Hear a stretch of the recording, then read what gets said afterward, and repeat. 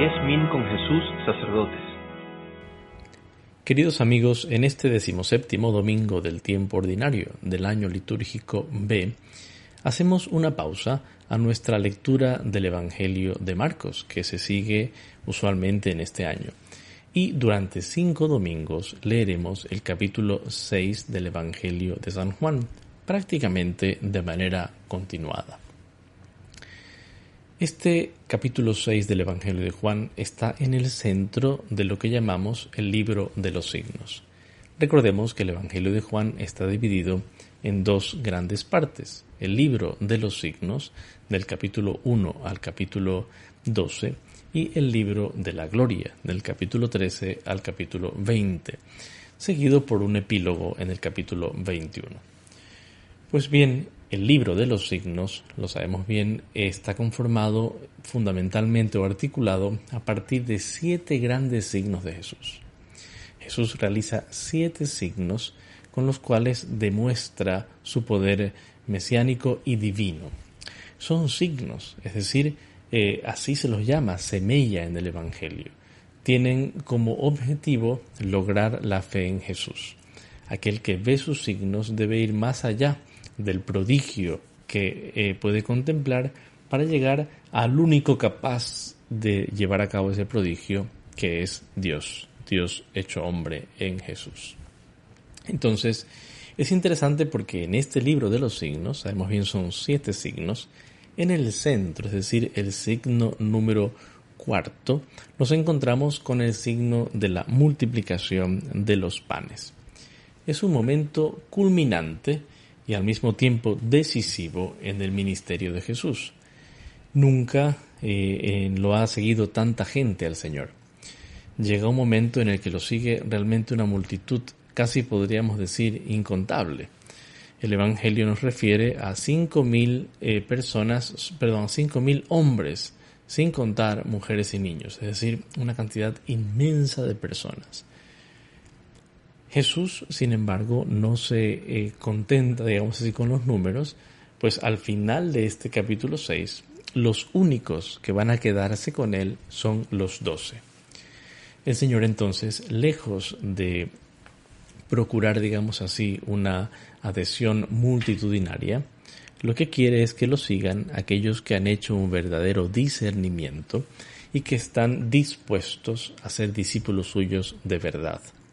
Y en el corazón de lo que significa ser discípulos del Señor está el tema de la Eucaristía. El capítulo 6 del Evangelio de Juan es el capítulo más fuertemente eucarístico de todo el Nuevo Testamento y sin duda del Evangelio de Juan. Juan no narra la institución de la Eucaristía a diferencia de los otros 3 evangelios, sino que en la última cena la simboliza con el lavatorio de los pies. Sin embargo, habla de Jesús como pan de vida que se da en alimento con su cuerpo y su sangre en el capítulo 6 de su Evangelio. Entonces, repito, en la estructura de San Juan, el signo del centro es el signo de la multiplicación de los panes, a partir del cual surge todo el diálogo eucarístico que culmina cuando Jesús dice que su carne es verdadera comida y su sangre verdadera bebida, y que llega al desenlace en el cual la gente se escandaliza de esto y ya no lo quiere seguir, quedándose el Señor solamente con los 12. No se puede ser discípulo de Jesús solamente intentando ver un Jesús popular. Y Jesús no pretende ser un gurú popular que le cae bien a todo el mundo. Para poder ser su discípulo debemos seguirlo por el camino de la Eucaristía, de la donación de su propia vida que se hace alimento por nosotros. Pero bueno, vamos a leer el relato que justamente da inicio luego al diálogo eucarístico con los judíos. Después de esto, Jesús partió a la otra orilla del mar de Galilea, el lago Tiberíades. Jesús constantemente está cambiando a la otra orilla, como ya lo hemos visto en muchas ocasiones. Es la versión de San Juan de aquello que ya habíamos visto en el Evangelio de San Marcos, ¿no? El Señor, que después de un momento fuerte de su ministerio, se dirige a la otra orilla. Y lo seguía una gran muchedumbre. El versículo 2 dice que lo seguía utilizando el verbo akoliutheo, una ochlos polius, una gran muchedumbre. ¿Por qué? Porque habían visto theorun, habían visto tasemeia, los signos que habían hecho y cómo curaba a los enfermos. Es decir, seguían a Jesús porque estaban fascinados e intrigados por los signos que el Señor había hecho. Como ya enunciamos, no todos comprenden el signo, o sea, no han llegado al significado, pero están muy contentos con los signos. Al ver a tanta gente, Jesús toma una actitud, una posición, digamos, importantísima. El versículo 3 dice que subió al monte y se sentó allí con sus discípulos. Es decir, en el monte, el lugar del encuentro con Dios, se sienta. Y en esta actitud de maestro, una actitud prácticamente de nuevo Moisés. El versículo 5 es de una fuerza y potencia muy bella. Habiendo levantado los ojos, vio Jesús una muchedumbre grande que venía hacia él. O sea, ve el Señor Jesús que viene una gran muchedumbre hacia él. Y entonces él le dice a Felipe: ¿dónde vamos a comprar pan para que coman estos? Y el versículo 6 explica que esto lo decía para probarle, porque bien sabía lo que iba a hacer. Estos dos versículos, el 5 y el 6, demuestran algo fundamental: que toda iniciativa en la evangelización y especialmente en la comunicación divina de Jesús y luego en la Eucaristía parten de Él. No es un requerimiento de la gente. Jesús no hace su trabajo, digamos así, no realiza su ministerio porque se lo han pedido. La gente no viene a pedirle comida, viene a querer encontrarse con Él, a dejarse sorprender por Él. Y la iniciativa parte del Señor. ¿Dónde vamos a comprar pan para que coman estos? Y Felipe responde: ni 200 denarios de pan bastarían para que cada uno coma un poquito. O sea, ni con 200 denarios de pan, que es una suma pues grande, lo sabemos bien, equivale a unos 6 meses de trabajo de un jornalero, ni con todo ese dinero podríamos. Uno de sus discípulos, Andrés, le dice: aquí hay un muchacho que tiene 5 panes de cebada y 2 pescados. ¿Pero qué es esto para tantos? Entonces hay dos, lo único que se les puede ocurrir a los apóstoles son 2 posibilidades: comprar el pan que hace falta para comer, pero el don que va a dar Jesús no se puede comprar.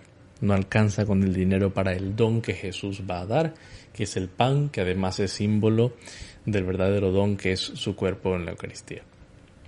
Tampoco se puede repartir, no alcanza simplemente repartiendo, porque solo hay 5 panes y 2 peces. Es decir, las soluciones humanas son insuficientes frente a la necesidad de pan, y nosotros podríamos añadir, y de Dios, que tienen aquellos que van a buscar a Jesús. Inmediatamente Jesús ordena en el versículo 10 que la gente se siente y se hace alusión a la hierba abundante que había en ese lugar, y ahí se dice que había 5,000 hombres. Es interesantísimo porque Jesús los organiza. La gente se siente en la hierba, ¿no?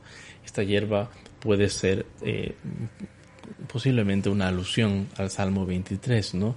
En verdes praderas me hace recostar, ¿no? Entonces le manda a la gente que se siente en la hierba, ¿no?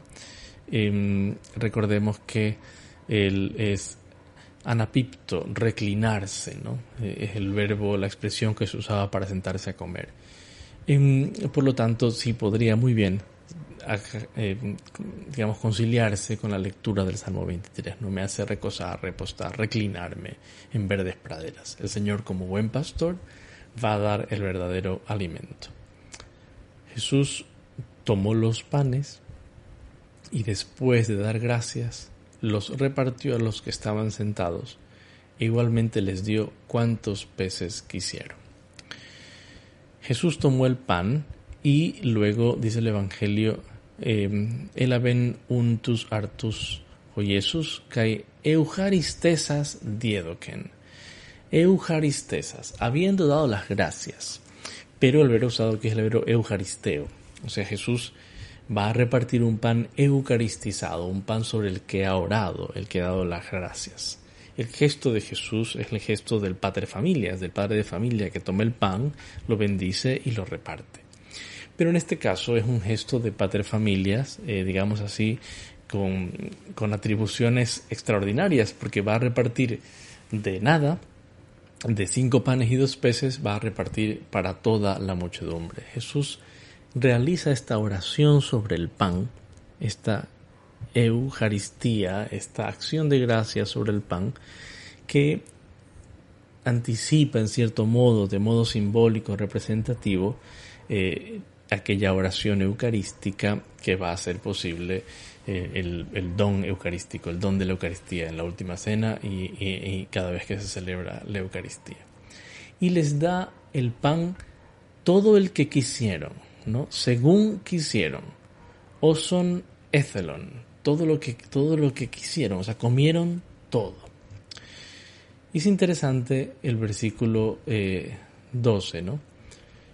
Cuando se saciaron, el verbo usado aquí es el verbo empimplemi, que significa quedar completamente llenos. Cuando quedaron repletos, llenos, saciados, les dijo a sus discípulos que recojan los restos para que no se pierda nada. Es interesante esta relación. Comienza el relato y no hay nada que comer. No hay dinero para comprar, no hay panes para repartir. Termina el relato con todos saciados. La situación del relato ha cambiado completamente y lo que ha pasado en medio, por así decir, es Cristo que dona el pan. Signo de Cristo que se donará en el pan eucarístico. Y este pan es importante hasta el punto de que no debe perderse nada, porque es signo de aquel pan eucarístico que nunca se debe perder, del pan con el que Jesús nos alimenta. Y el versículo 13, y lo recogieron y se llenaron 12 canastos con los trozos de los 5 panes de cebada que sobraron a los que habían comido. Este versículo es muy importante porque no permite cualquier lectura no sobrenatural del relato. Siempre ha habido pues esta intención de querer leer el relato de la multiplicación de los panes como una especie de milagro de solidaridad, ¿no? En realidad no es que Jesús multiplicó el pan, sino que dio ejemplo y todos sacaron los panes de los bolsillos y comenzaron a compartir. No es que no sería bonito, eso sería interesante, pero eso no es lo que dice el Evangelio. Es más, el Evangelio dice con claridad que no es así, que Jesús multiplicó el pan y que al final se llenan 12 cestos de pedazos ek ton pente arton ek, ¿no? Esta preposición que implica desde, de, indicando origen, de los 5 panes y los 2 pecados. O sea, de los 5 panes. O sea, se llenan 12 cestos de los 5 panes, indicando el carácter absolutamente prodigioso de lo que ha ocurrido. Tanto así que las personas se quedan profundamente emocionadas y conmovidas. Aquellos hombres, viendo el signo que Jesús había hecho, se decían: este es verdaderamente el profeta que viene al mundo. Lo reconocen como Mesías, pero lo reconocen como Mesías por la razón equivocada. Se los dirá Jesús más adelante en este mismo pasaje. Se los dice el Señor con toda claridad. Ustedes me siguen no porque han visto signos, sino porque han comido pan hasta saciarse.